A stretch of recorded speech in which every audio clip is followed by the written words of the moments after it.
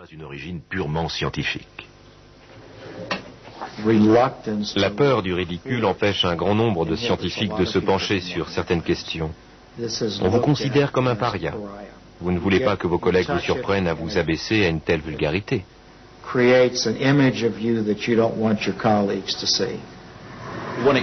D'un côté, vous avez des choses qui fonctionnent, mais qui manquent d'intérêt, et de l'autre, des choses qui sont tirées par les cheveux, mais qui seraient vraiment révolutionnaires. Il faut donc peser le pour et le contre, et voir ce qui serait le plus profitable pour vous. Ensuite, une fois que vous avez fait votre choix, pensez à la stratégie.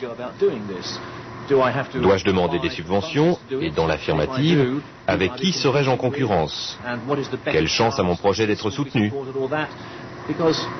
Parce que dans le domaine scientifique où je travaille, il ne faut pas compter avoir une idée le vendredi et commencer les expériences le samedi.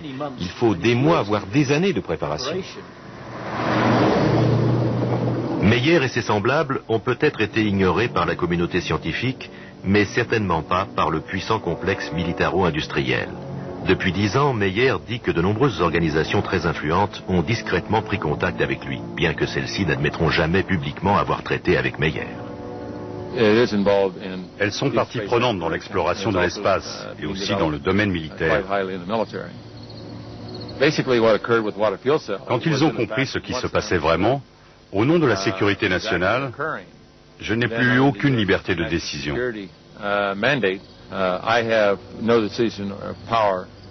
Les militaires de la NASA ou le gouvernement fédéral étaient libres d'utiliser ou non mon invention à leur convenance. La NASA tente par tous les moyens de reconquérir un peu de sa gloire perdue. Face à la résistance du Congrès, l'époque des budgets illimités investis dans la conquête spatiale est révolue depuis longtemps. En soutenant une nouvelle source d'énergie qui respecte l'environnement, elle retrouverait des appuis solides.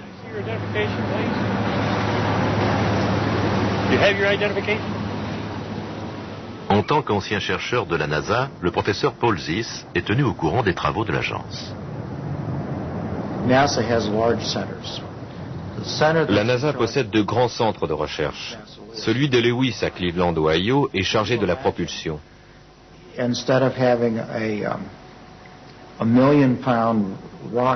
Imaginez qu'au lieu d'avoir une fusée de 453 000 tonnes, dont 400 000 tonnes de carburant, vous ayez un dispositif qui sépare les molécules d'eau et alimente les moteurs, sans aucun composé explosif.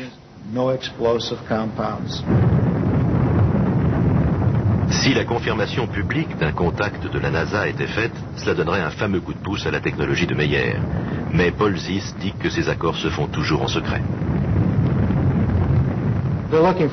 Ils cherchent de nouvelles sources d'énergie. D'après mes informations, ils ont effectivement travaillé avec Stan. Ils ont essayé de comprendre ce qu'il fait et ils ont passé un contrat avec lui. Je comprends aussi pourquoi, face à l'administration de Washington et au contrôle du Congrès, ils ne l'admettront jamais publiquement. Ce qu'ils feraient serait immédiatement en but à la suspicion et considéré comme une menace.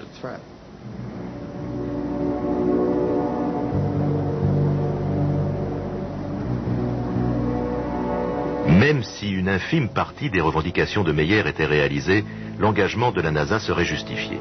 Ce serait aussi une énorme menace pour ceux qui ont de nombreux intérêts établis et qui sont déterminés à conserver leurs privilèges. Si l'appareil de Stan Meyer fonctionne comme il le dit, l'énergie serait disponible dans le monde entier et quasiment gratuite. Les répercussions seraient extraordinaires. Toute nouvelle technologie fait naître de nombreuses oppositions, parce qu'elle touche beaucoup de facteurs économiques. Par exemple, aux États-Unis, nous dépensons environ 200 milliards de dollars par an pour l'importation du pétrole. Il est évident que les Arabes seraient prêts à payer 200 milliards de dollars pour contrecarrer cette technologie. Un grand nombre de fois au cours de ces 10 dernières années, on m'a proposé d'énormes sommes d'argent pour céder mon invention ou la laisser dans les cartons. Les Arabes m'ont offert plus d'1 milliard de dollars en liquide simplement pour garder mon invention secrète et ne rien en faire. Très souvent, j'ai reçu des menaces de mort, mais je crois à ma bonne étoile. Si ce n'était pas le cas, je ne croirais pas non plus pouvoir rester longtemps parmi vous.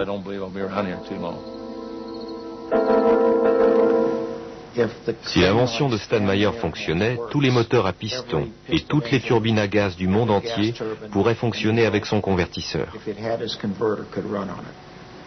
Une petite invention suffirait à mettre au point des appareils autonomes qui fonctionneraient dans le monde entier. Mais les sociétés qui vendent l'énergie feraient faillite.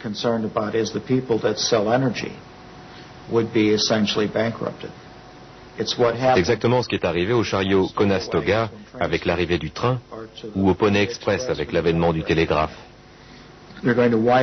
Cette technologie sonnerait le glas d'intérêts internationaux gigantesques qui ne se laisseraient peut-être pas faire si facilement.